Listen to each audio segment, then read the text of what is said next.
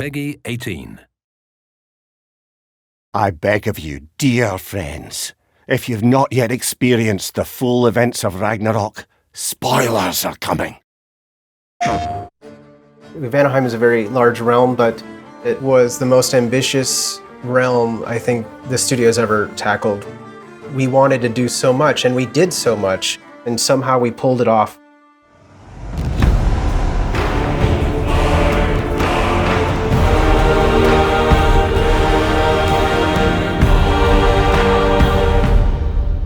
Hi, my name is Aaron Contreras, and I am a senior environment artist at Santa Monica Studio. My name is Lena. My role on the game is a 3D environment artist. My name is Jeremy War, and I'm a senior staff level designer. My name is Elizabeth Bright, and I'm a level designer at Santa Monica Studio.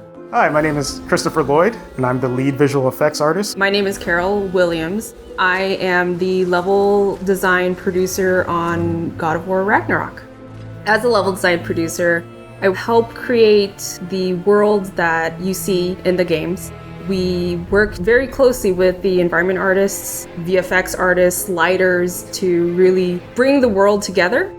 My role as a level designer, I get to create a lot of the really interesting and different gameplay spaces that the player gets to play through. Level designer will create the map already with some very simple environment. Our job is to make it pretty and make it real.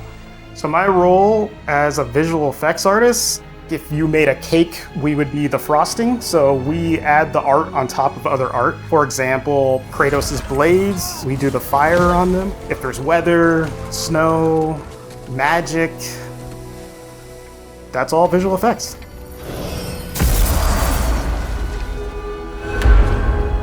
Wow, it's beautiful.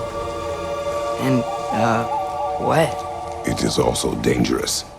We didn't really see much of Vanaheim in the previous game, other than that little window in Freya's house. So what we did was we took that little window and we just really expanded that, and we almost kind of turned that into like multiple different biomes all within one realm. You know, you've got the jungles, you've got the savannas, you've got these ruins, you've got caves, you've got kind of like swampy areas. And they all kind of retain a little bit of that palette from that original window.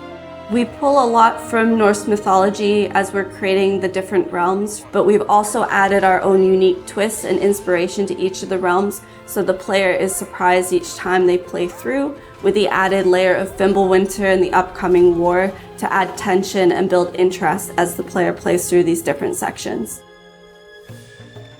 Vanaheim had very little kind of actual written mythology, but in our own kind of story, we've implemented the story of Skull and Hati and kind of the idea of the moon and the sun and other characters such as Freyr. Those were some physical, mythological elements that we could use to put into the environment to really help tell the player and anyone that's kind of paying attention, like, okay, this is Vanaheim. Pretty much it originated from the concept art and the storyboards that the artists created in terms of coming up with unique visions for what a Vanaheim jungle could look like. So pieces showing sort of the thick jungle, the canopy. From those sort of visual cues, we basically lay out the player's journey through Vanaheim as it adheres to the narrative direction. Vanaheim is extremely different than all the other realms that we visit. The grotto specifically, or the crater, where we actually get to see that world. Fate only binds you if you let it. Do what is necessary, not because it is written. Vanaheim is very unique. Typically, a level would have like one main state where that state sort of determines the look and how things behave. For Vanaheim, the realm features a time of day cycle. So what that means is that all areas of the level, except for a small few, every area has two different states that are fully functional and determine, their behavior. Implementing the day-night cycle kind of meant like, okay, what can we do with the plants? Can we make plants animate, or can we have a scene where you're there during the daytime, then you come back later and it's drastically different? We have to make effects for the daytime and the nighttime, so that way they read on both levels. So in the daytime, it's a lot more subtle, but everything still reads well and feels natural. At night, we want, effects to kind of glow. You'll notice some plants will start having some nighttime glowing feel. There's certain foliage or plant life that would be active. Different wildlife could be active. Enemies that the player may fight are tied to the time of day. And the way that Vanaheim is set up, the level can transition from one state to the other at a moment's notice. And that's particularly important once the player gets control of the time of day later on in the game, where they can pretty much change it at their discretion. It was a very challenging under the hood to get all these parts to work correctly. Yeah, it was a very satisfying challenge to accomplish. I don't know if you've ever been in a jungle before, but it gets pretty disorienting. So, whether it be day or night, you'll just get lost.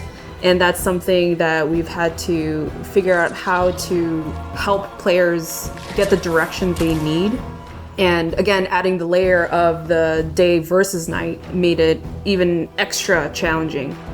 My priority, other than to make things beautiful and realistic, I also focus on how to make plays memorable, so it's not feel generic or repetitive, or for player to get lost easily. I would, let's say, put a very weird shaped rock on the side of the road, and so when player passes by, they will be like, I remember that rock.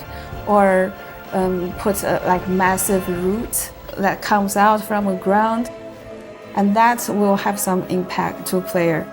What we can do to help the player is kind of guide them through kind of environmental storytelling. We're also thinking about what other kind of elements can we put in there that can remind the player of the story, or of things that have happened, or maybe are foreshadowing things that are going to happen. If there's an enemy coming up that you've never encountered before, maybe there's some bones or some footprints on the ground or scratch marks, something to kind of indicate, something's coming that you weren't expecting.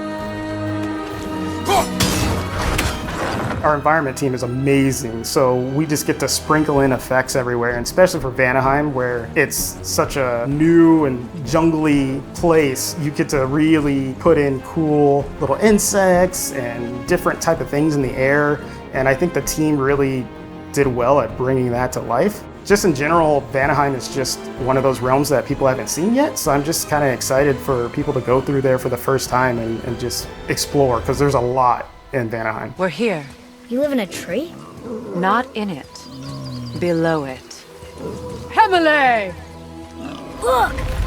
Having worked on the previous God of War game, on Freya's house and the forest and kind of the surrounding areas, I did spend a lot of time getting to know Freya's character, and on this game I did get to spend a lot of time with her there as well. So seeing her evolve from this character who is this humble, kind of secretive witch just living in the forest very peacefully, and then has her life kind of disrupted. You must be better than this.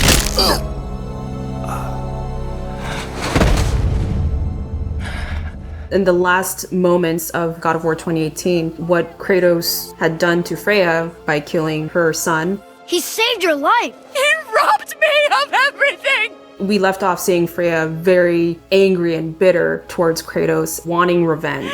Everything. We are discovering Vanaheim along with Freya because she hasn't been back to the realm in a long time. My village. I hardly recognize it.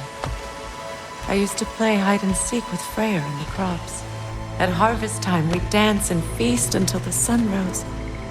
Why did I have to come back here and be reminded of all this? We want to show sort of the decline that the realm has suffered in her absence, sort of the heartbreak that she would feel when she revisits areas that were once vibrant, that have now succumbed to Odin's forces and their occupation of Vanaheim.